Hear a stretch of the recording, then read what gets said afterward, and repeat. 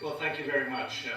It's very nice to be here, and I very much appreciate the invitation from the university to speak on this topic of security issues in the Nordic-Baltic region.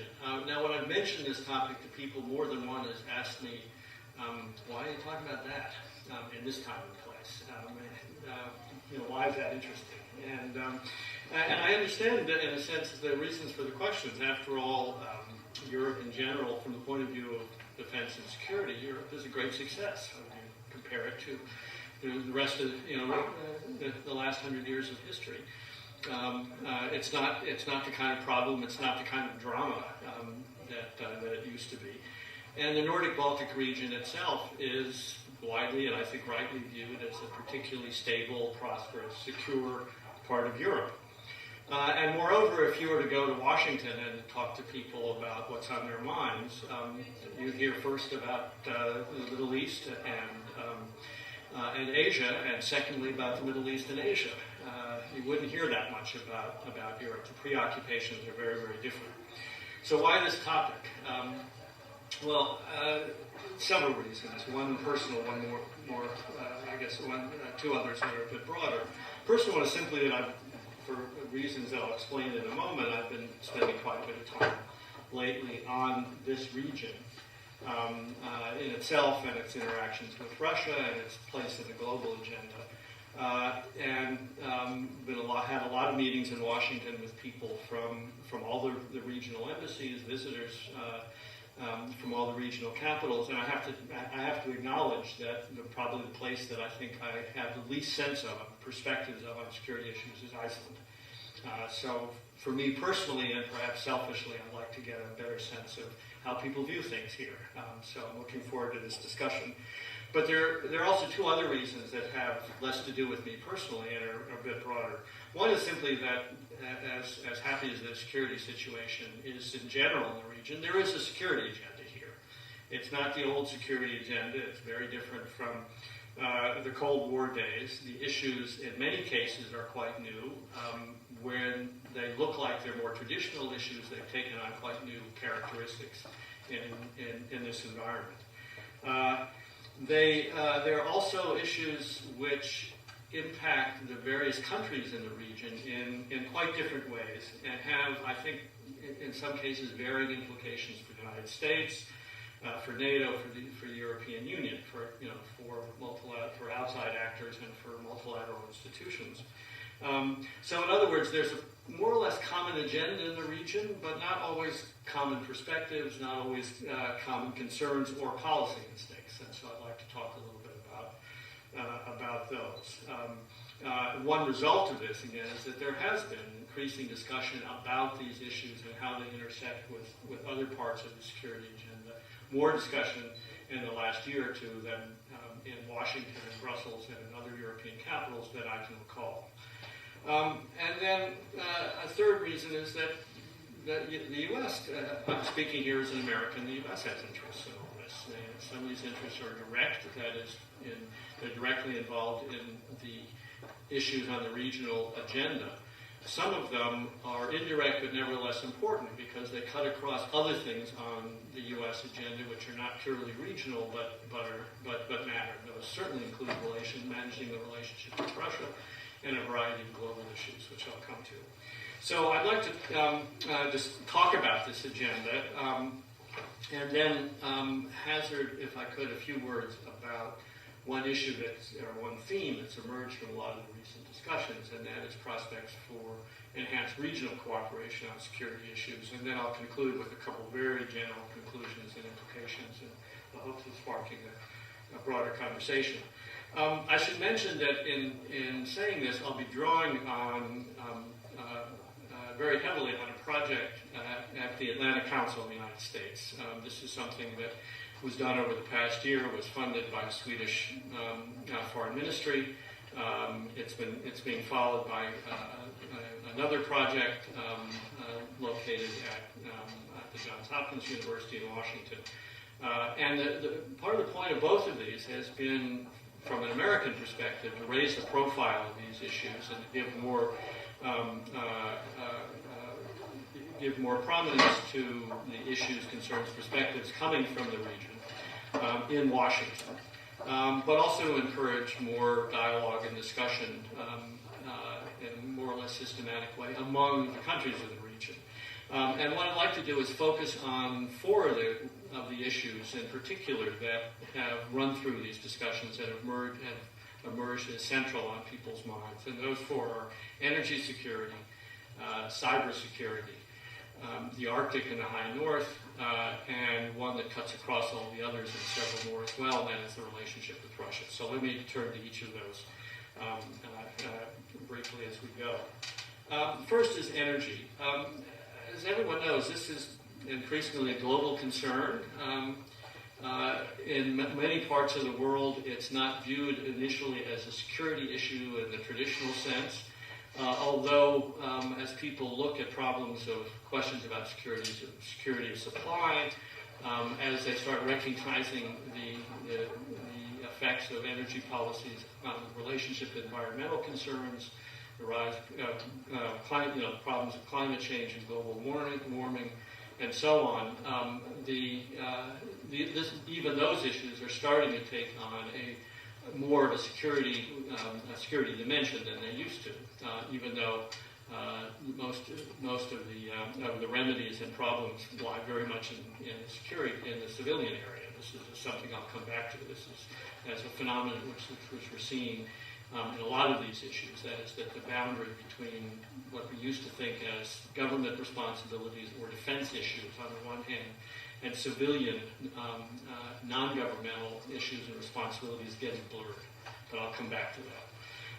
But as a more traditional security issue in this region, the attention has been focused very much on the particularities of the Baltic experience. And this is in many ways, the reason for this in many ways is a legacy of the Cold War. That is, the Baltics were coming, when they regained independence, were kind of energy island. And what that means is that all the infrastructure, supply arrangements, whether it was electricity lines or gas and oil pipelines, came out of Russia, and with at the time in the early 90s, no ties whatsoever to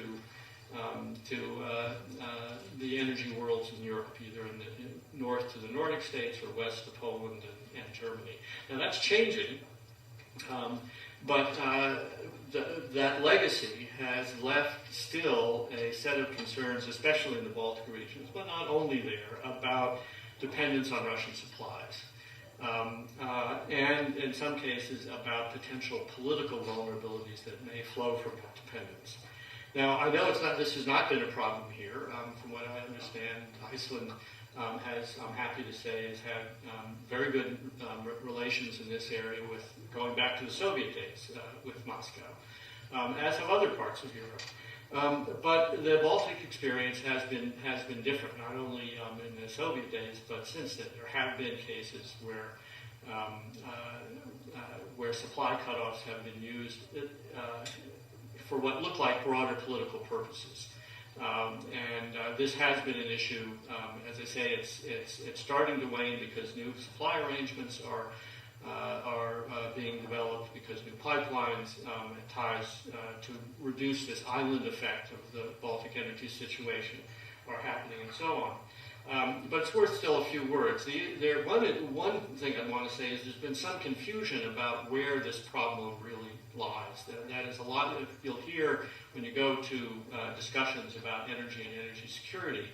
You'll hear people talk about oil and gas arrangements with Russia as if they're the same. They're not. They're really very, very different. I mean, the problem for the Baltic states is not in oil.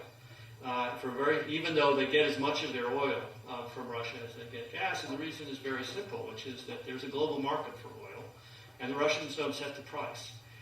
That's not the case in gas. There is no global market. There are a set of regional markets, and Russia does control the price. And the solution, therefore, which is slowly happening, is to start, it's not necessarily reduce the amount of gas that they get from Russia, which is an important source of revenue for the government, but rather to change the market relations and to get something that looks more like the global oil market. And there are two things that will make that happen. One which is starting to happen, or within which we're starting to make this happen. One is so-called unconventional gas, shale gas. Huge explosion of this production in the United States. It raises all kinds of environmental issues, but one thing that it's done is to reduce U.S. Demand for gas in general, which has changed the market in Europe. There's suddenly a lot more supply relative to demand in the European market than there used to be. And that's having the effect of starting to create little spot markets for gas of the sort that you see in oil. This is new, but it's starting to happen. The other thing that's happening, and what will be over time, I think, that at least as large, maybe even a larger factor, is the growth of LNG. Creating a real infrastructure globally for liquid natural gas is going to take time. It's going to be expensive, but as it happens, that's something that will create something that looks much more like a global market, where there will be a global price. There will be some slight regional variations, but what will count will be the global arrangements and not necessarily the regional ones. Now, again, when you think about how all this is going to happen, what can encourage it, what the issues are, these, again, people are looking at this much more and more as a security issue, but the responsibility for doing this is not, for example, in the first instance, and not mainly at all in NATO. It's much more an EU issue. And particularly EU policy with respect to so-called third energy packages is very controversial with Russia because it affects the holdings of Gazprom, which is their big gas producer and exporter, the holdings in the rest of Europe. There's a big argument now about the application and controversy about the application of the requirements of the third energy package, which would require Gazprom to get rid of some of its holdings, its so-called downstream holdings in Europe, with the EU. But this is much more of an EU issue than a NATO issue. NATO has gone back and forth about whether it has a responsibility in this area at all. And there are times when it's wanted to talk about, and it has talked about, for example, protection of energy infrastructure. There have been other times when it hasn't discussed it because individual nations don't want it to. And this is still an open issue. Just everybody understands that NATO's role will be quite limited, but what role it takes and how much it discusses this issue and addresses this issue, I think is still an open question. Again, though, the main point here is that what's key are the nature of the commercial arrangements, ownership, the nature and the registration of markets, and so on. In other words, again, it's much more a civilian issue, even though it has major potential security implications to it. Then we get to cyber. This is, of course, a very new issue. I mean, 10 years ago, if we were giving this talk, it probably wouldn't even occur to me to talk about cybersecurity, but it's a big issue. It's a growing issue. Everybody understands it's a growing issue. And it's really one which people more and more recognize could have important security and defense implications simply because of the possible effects of cyber attacks on critical infrastructure. I mean, if you go to security planners, not just in Washington, but also in Brussels and elsewhere, and ask them to imagine not implausible things that really scare them, this is where they are. It's imagining a cyber attack that shuts down an electrical grid somewhere, that sort of thing. So this is a global issue, but it is one which has regional dimensions, in part simply because if there were such a problem anywhere in the Nordic-Baltic region, the neighbors would be the first to be affected by it. But also because there are important regional capabilities which are being developed in the Nordic-Baltic region. It started with Estonia, which was the subject of a hacking attack a couple of years ago. It was widely thought to come from Russia, although no one's quite sure. But the result was that they've created what's known as a center of excellence. This is a little center which is funded by the Estonians, but accredited to NATO and the EU, where people are now coming from the region with expertise in this area to look at both aspects of the problem of cybersecurity. That is, how do you protect your infrastructure? That is, how do you try to prevent things from going wrong? And secondly, what do you do if things do go wrong? So it's both the prevention and the response side.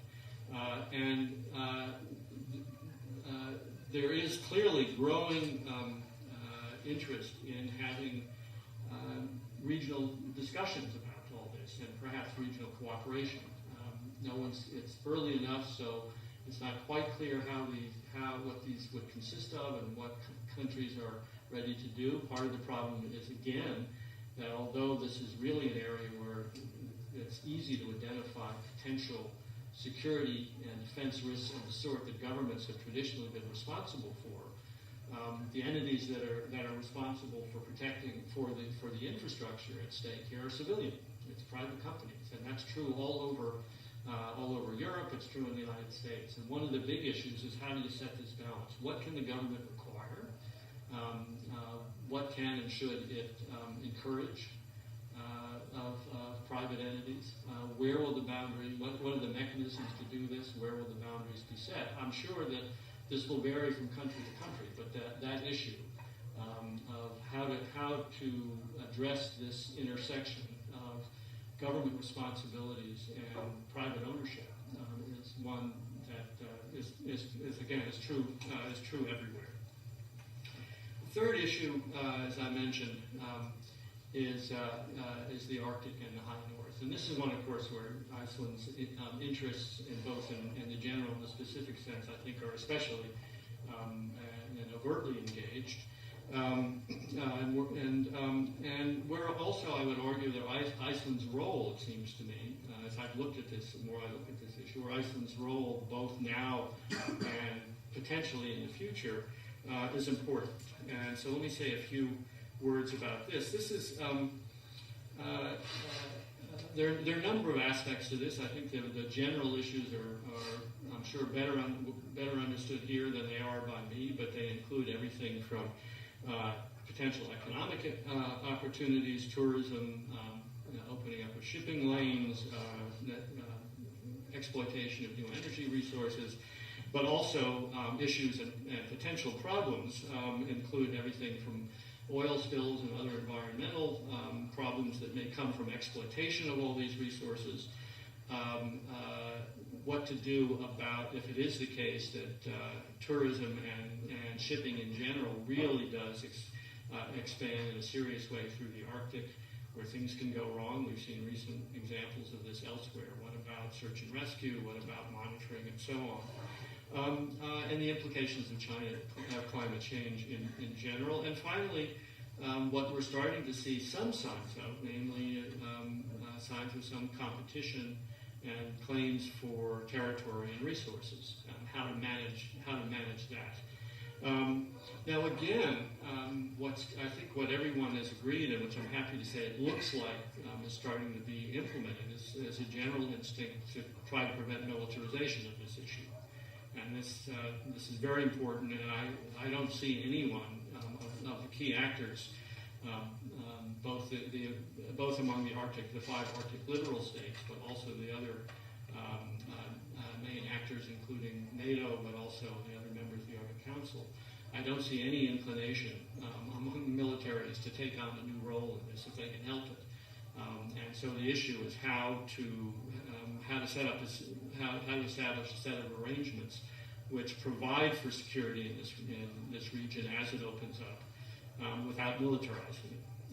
And this will be an issue again where Iceland seems to me, and I'm not saying this as an outsider, where it seems to me Iceland's interests are certainly engaged, and where it has important things to offer, including and particularly in the search and rescue area. But also, I'm hearing more and more about the potential benefits of the radars that's inherited from the U.S. presence here, simply as part of what's going to be a broader requirement to monitor what's going on in the region, to be able to say who's there, what ships are there, to use this as a basis for establishing communication so that search and rescue capabilities will know where to go and when they're needed, and so on. So this, as I say, this is an area where it seems to me as an outsider that Iceland does have an important role, is playing an important role now, and can play an important role in the future.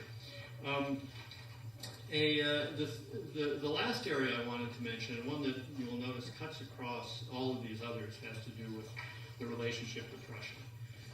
You will notice that so far I haven't said a word about sort of traditional hard security issues, defense issues. This is one area where they do crop up. And I'd stress at the outset when I say that when they arise in this issue, and they arise again mainly because of the concerns of Russia's immediate neighbors, especially the Baltic states, but also to some degree Sweden and Finland. It's not because people are worried about anything like a premeditated military attack. You can find people who will talk about this. You can find people who can imagine scenarios in which things could go wrong, and they're not utterly implausible, but they're pretty unlikely, and they're not at the center of people's concerns, but they're still there for a couple of reasons. One is that more recently there has been an increase in Russian forces in the northwest, along these borders. It may be simply because they're repairing what had been a military which had fallen into considerable disrepair. But it's not surprising that the neighbors would notice this. But also because in the past, before the Baltic states succeeded to NATO membership, there were a lot more incursions of airspace in particular. Again, not much happened. It looked like it was just to make a set of political points, but it's not something that any sovereign state enjoys, and it certainly, given their history, aroused concerns in the capitals in that region. And then finally, there have been, just in the last 2 years, a set of Russian military exercises, which have gotten a great deal of attention by the Russians themselves, which have focused on conflicts in this area, and people asking, why? Why are they doing it, and why are they making such a public show of it? Why are they making it so clear that they want the rest of us to pay attention? In any case, because of all this, it seems to me it still remains important for the alliance, starting with the United States, but looking for the alliance in general, to reassure countries in that region that the Article 5 commitments in NATO are still taken seriously, and to keep things stable in general. And I will say, in many ways, the views in that region, my experience has been that the views and instincts and concerns in that region are at least as much affected by what they see going on in NATO as what they see going on to the east in Moscow. And in that respect, they're feeling a little better than they were 2 years ago. A very simple reason, which is NATO has started to do some elementary contingency planning of the sort that they did for all the other allies, but couldn't do for internal political reasons for the Baltic states, and so on. There's some contingency planning. There have been some small-scale exercises. These things matter. Matter not, as I say, at least politically, as much as in direct military terms. That is, that's a signal that the alliance is taking these issues seriously.